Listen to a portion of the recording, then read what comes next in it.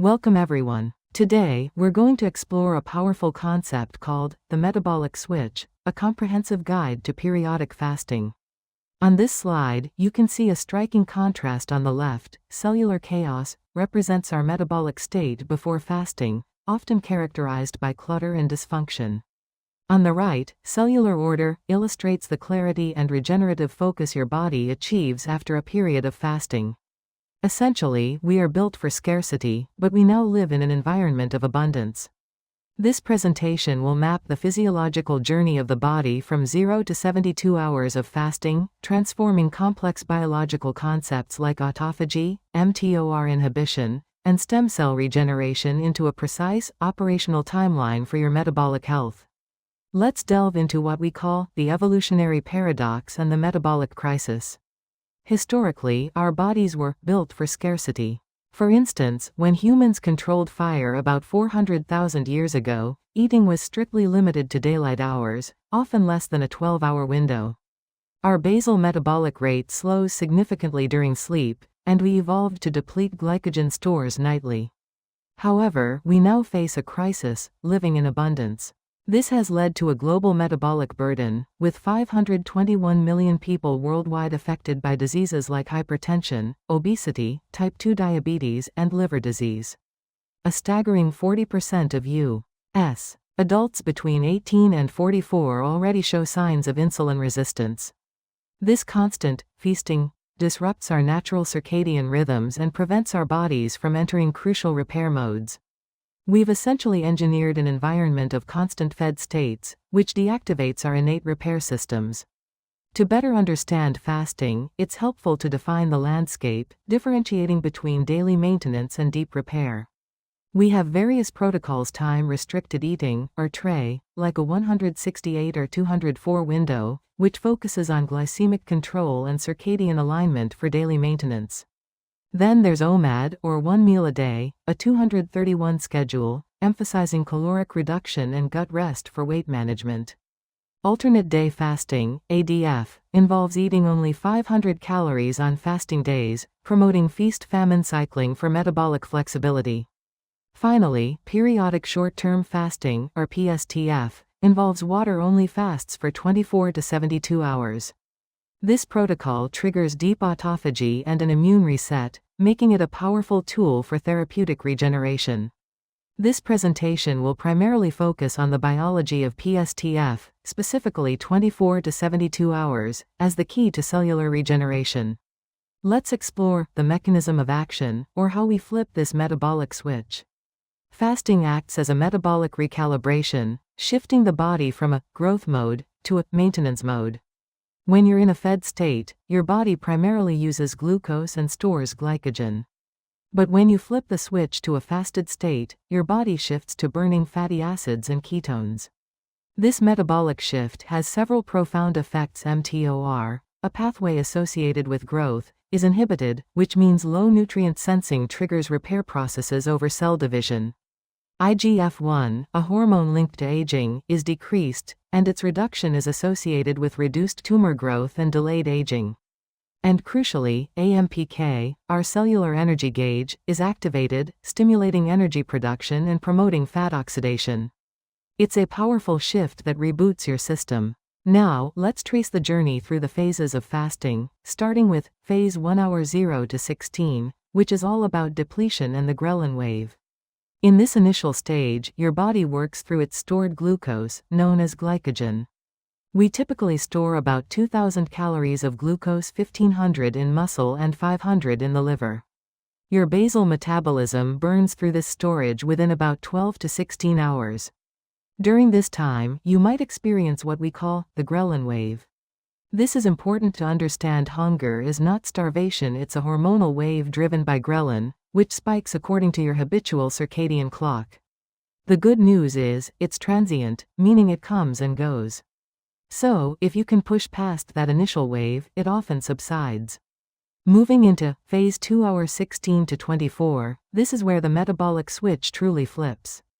As your liver glycogen becomes exhausted, your body makes a crucial metabolic shift to lipolysis, meaning it starts burning adipose tissue or stored fat. This process also releases ketones, specifically beta-hydroxybutyrate, which your brain and body can use for fuel. Simultaneously, a remarkable cellular event begins autophagy. Derived from Greek words meaning self-eating, autophagy is where the cell identifies and recycles its damaged organelles, essentially cleaning house. This groundbreaking mechanism was so significant that Yoshinori Ohsumi was awarded the Nobel Prize in 2016 for elucidating it. It's your body's natural recycling program, crucial for cellular health. Next, we enter phase 3 hour 24 to 48, which is truly the deep clean. During this period, your biological dashboard shows some incredible changes. Deep autophagy reaches its maximum velocity, meaning your cells are recycling at their peak efficiency. Systemic inflammation markers like IL-6 and TNF-alpha significantly drop. You'll also experience an HGH spike, that's human growth hormone. Its secretion increases dramatically to preserve lean muscle, preventing protein breakdown. And perhaps one of the most profound benefits is the insulin reset. Your insulin sensitivity maximizes, essentially making your body more efficient at handling blood sugar. It's important to note that physiological insulin resistance may occur temporarily as muscles spare glucose for the brain, but overall, it's a profound reset. Finally, we reach phase 4 hour 48 to 72, marking the immune reset and regeneration. This is where some truly transformative processes occur. You'll experience an immune reboot. Prolonged fasting triggers the regeneration of hematopoietic stem cells, which are the precursors to all blood cells. Old immune cells are cleared out, and new, naive cells are prepped, ready for refeeding. Your brain also benefits with enhanced neuroplasticity. Brain-derived neurotrophic factor, or BDNF, levels remain elevated, supporting cognitive clarity and brain health. This 72-hour mark is often considered the gold standard upper limit for autonomous fasting because beyond 72 hours, the risks of electrolyte imbalance and muscle loss significantly increase. Fasting is a powerful tool, but it's crucial to understand these limits. Let's briefly touch on a clinical editorial regarding the mechanics of satiety fat structure. Understanding how different fats affect fullness can be very helpful. Medium-chain triglycerides, or MCTs, are absorbed directly into the portal vein, leading to rapid oxidation in the liver. This results in high satiety and quick ketone production. Long-chain triglycerides, or LCTs, on the other hand, are packed into chylomicrons, transported via the lymphatic system, and undergo slower oxidation. Another fascinating mechanism is the ileal brake. When fat reaches the distal intestine, it triggers the release of hormones like PYY and CCK, which slow gastric emptying and send signals to your brain that you're full. This mechanism helps regulate your appetite and food intake. As another clinical editorial, let's consider a dietary parallel: the carnivore connection. Zero-carb diets, such as the Carnivore Diet, can act as a form of fasting mimicry by maintaining a state of ketosis. When we look at fat composition profiles, for example, beef tallow is about 50% saturated fat, making it a very stable fuel source, with 42% monounsaturated and 4% polyunsaturated. Lard, from pork, has a different profile. There's a trade-off with such diets. The pros include the elimination of common gut irritants and simplified nutrient density. However, the cons involve a lack of fiber and phytonutrients, and its long-term impact on microbiome diversity is still debated. It's an interesting approach, but one with considerations. If you're considering a fast, here's the protocol preparation algorithm. This helps you prepare your body for a smoother and safer experience. Step 1: Experience check. If you're new to fasting, we recommend starting with 4 weeks of 168-time restricted eating to get your body accustomed. If you're experienced, you can proceed to Step 2. Step 2: Dietary cleanup. For about 7 days prior, shift to a high-nutrient, low-carb diet to gently transition into ketosis. Eliminate alcohol and simple sugars to deplete glycogen stores gradually. Step 3: Logistics and hydration. Schedule your fast during a period of low stress. And for hydration, remember the rule: a minimum of 2 liters of water, plus essential electrolytes like sodium, magnesium, and potassium. The overall goal is to stabilize your insulin before the fast to prevent what's often called the keto flu. It is absolutely crucial to understand the safety protocol and contraindications before attempting any prolonged fast.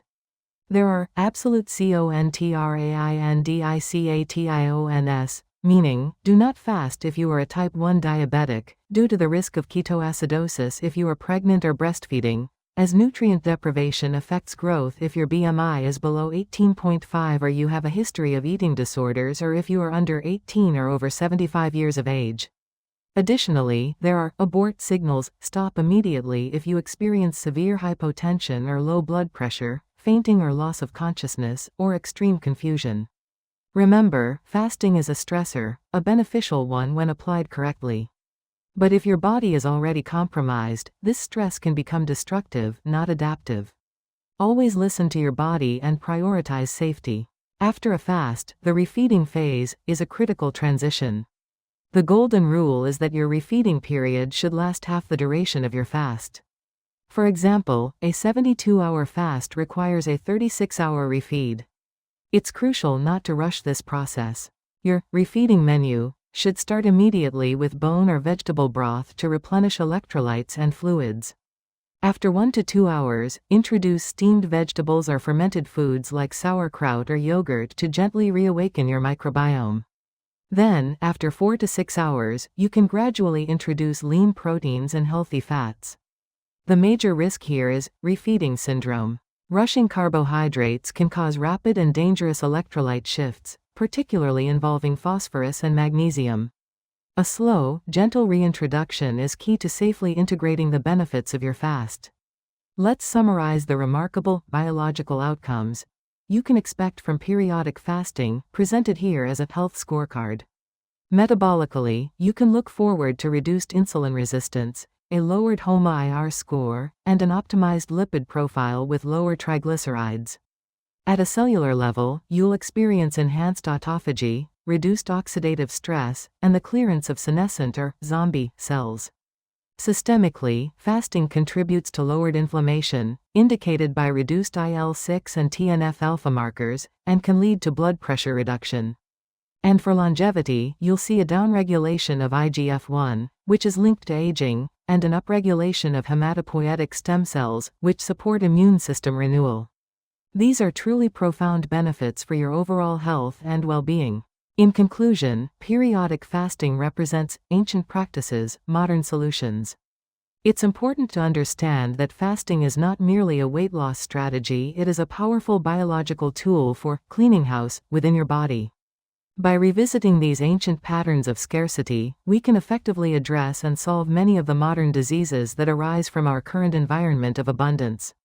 A 72-hour fast, in particular, provides the maximum balance of cellular regeneration and immune resetting benefits. This information is for educational purposes only. It is vital to consult with a healthcare provider before attempting any fast longer than 24 hours to ensure it is safe and appropriate for your individual health circumstances.